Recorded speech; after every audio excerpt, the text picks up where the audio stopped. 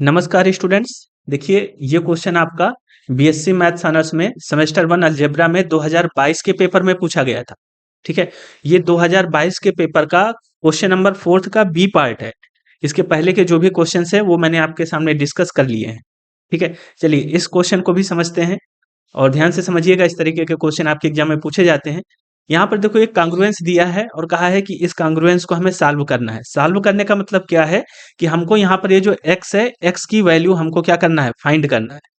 ठीक है, तो चलिए इसको समझते हैं कैसे फाइंड करेंगे। यहाँ पर देखो, सबसे पहले तो ये देखो कि यहाँ पर मॉड में कितना लिखा है। मॉड में 11 लिखा है ना, यानी कि हमको 11 से डिवाइड करना है।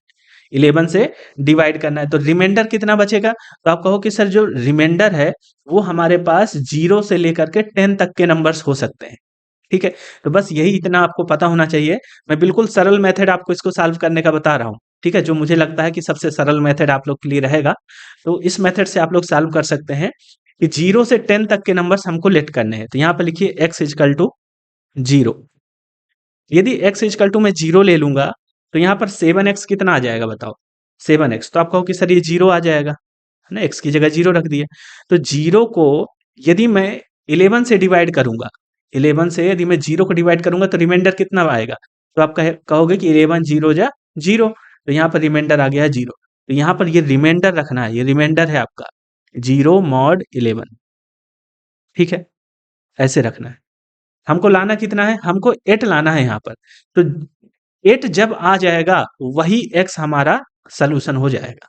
तो चलिए देखते हैं 8 कहाँ पर मिलता है हमको। अब यहाँ पर आपको बात समझ में आ गई है तो x इजकल टू 1 लेकर के देख लीजिए। x इजकल टू 1 लेकर के देखेंगे तो यहाँ पर रखिएगा तो 7 इंटू 1 यहाँ पर आ जाएगा आपके पास 7। और 7 को यदि 11 से डिवाइड करेंगे तो कितना आएगा, है ना। तो ये आ जाएगा आपका रिमाइंडर 7 मॉड 11। अब आप कहोगे सर रिमाइंडर 7 कैसे आ गया, है ना। तो ये वही स्टूडेंट बोलेंगे जिन्होंने कॉन्सेप्ट और सिलेबस को नहीं सीखा है। देखो 7 को यदि डिवाइड करेंगे 11 से तो एक बार रखेंगे तो ज्यादा हो जाएगा, है ना। तो हम क्या करेंगे, इसको 0 बार रख देंगे। 11 0 जा 0, तो रिमाइंडर कितना बच गया, 7 आ गया। ठीक है, यदि आप ज्यादा रख रहे हो यहाँ पर, है ना, ज्यादा रख दिया 11 आ गया तो यहाँ पर क्या आएगा 7, यहाँ पर आ जाएगा आपके पास माइनस का कितना 4। और यदि यहाँ पर निगेटिव रिमाइंडर आ गया है तो फिर हम कैसे बताते हैं रिमाइंडर। तो फिर हम इसको 11 में 4 को माइनस करके रिमाइंडर बताएंगे, यानी कि 7 बताएंगे। ठीक है, तो चाहे जिस तरह आप समझ लो, जैसे भी आप समझना चाहो। तो ये रिमाइंडर आपने यहाँ पर निकाल लिया। चलिए अब 2 रख करके देखते हैं, यहाँ पर भी 8 नहीं आया। 2 रख करके देखिए, 2 रख करके देखेंगे तो ये हो जाएगा आपका 14। और 14 को 11 से डिवाइड करोगे तो कितना आएगा 3, रिमाइंडर आएगा। तो यहाँ पर आ जाएगा 3 मॉड 11। ठीक है, x इजकल टू 3 रखोगे, x इजकल टू 3 रख करके देखिए। तो 3 रखेंगे तो 7 त्रिक 21 हो जाएगा। और 21 को यदि मैं 11 से डिवाइड करूंगा तो 11 एकम 11, है ना, 2 बार में 22 आ जाएगा। तो यहाँ पर हमको 11 एकम 11 ही रखना होगा। और 11 10 21 यानी कि 10 रिमाइंडर बचेगा, 10 मॉड 11। फिर 4 रख करके देख लीजिए, तो x इजकल टू 4 रख करके देखिए। तो जब आप 4 रखोगे तो 7 चौक 28 आ जाएगा। और 28 को आप 11 से डिवाइड करोगे तो 11 दूनी 22 आ जाएगा, है ना। और 6 2 8 यानी कि 6 आ जाएगा यहाँ पर, 6 मॉड 11। रिमाइंडर रखना है यहाँ पर केवल। ठीक है, फिर 5 रख करके देखिए तो x इजकल टू मैंने 5 रख दिया। अब देखिएगा इसको, तो 7 पना 35 हो गया। 35 को यदि 11 से डिवाइड करूंगा तो 11 तो ये 33 और 2 बचेगा, 2 रिमाइंडर बचेगा। तो 2 मॉड 11 हो गया। यहाँ पर भी 8 नहीं आया। फिर x इजकल टू 6 रख करके देखिए, 6 रख करके देखिए तो 7 छंग 42 हो गया। और 42 को यदि मैं 11 से डिवाइड करूंगा तो 11 तिये 33 आ जाएगा। ठीक है, 42 में 33 गए तो यहाँ पर 9 रिमाइंडर बचेगा, तो 9 मॉड 11 हो जाएगा। तो यहाँ पर भी 8 नहीं आया, है ना, 8 नहीं आया तो फिर और आगे बढ़ो।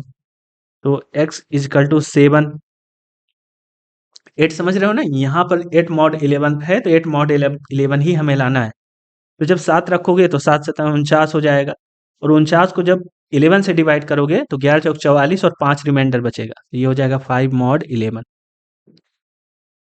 ये भी नहीं है। 8 रख करके देखो, तो जब 8 रखोगे तो ये आ जाएगा आपका 8 सत्ते 56, 56। और जब 11 से डिवाइड करोगे तो यहाँ पर 1 रिमाइंडर बचेगा, तो ये आ जाएगा मॉड 11। ठीक है, 1 मॉड 11 नहीं आया। यहाँ पर 9 रख करके देखो, 10 तक हमें रखना है, तो 9 रख करके भी मैंने देखा तो कितना आया, 9 सत्ते 63। ठीक है, 63 को यदि मैं 11 से डिवाइड करूंगा तो 63 में 55, 11 पचे 55, 5 बार जाएगा। रिमाइंडर देखो कितना बचेगा, 13 में से 5 गए 8। यहाँ पर देखो रिमाइंडर हमारा आ गया 8। आ गया कि नहीं आ गया, यहाँ पर आ गया 8 मॉड 11। तो ये कौन सी वैल्यू x की रखने पर आया, ये x इक्वल टू 9 रखने पर आया, तो ये इसका एक सोल्यूशन हो जाएगा। है ना, हमें 10 तक जाना था, तो एक वैल्यू और रख करके देख लो, कहीं 10 भी तो इसका सोल्यूशन नहीं है।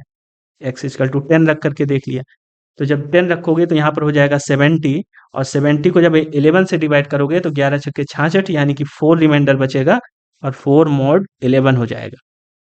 ठीक है, तो यहाँ पर भी 8 नहीं आया, तो केवल 8 हमको x इक्वल टू 9 रखने पर ही मिला है ना, तो यही हमारा क्या हो जाएगा, सोल्यूशन हो जाएगा। तो यहाँ पर बस आप लोग लिख सकते हैं। अब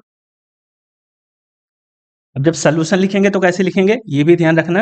यहाँ पर लिखिएगा हेंस x की वैल्यू लिखना है x, तो यहाँ पर लिखेंगे x इजकल टू 9 रखने पर आया है ना, तो यहाँ पर 9 बस नहीं लिखना, 9 मॉड 11, ऐसे 9 मॉड 11 इज ए सोल्यूशन।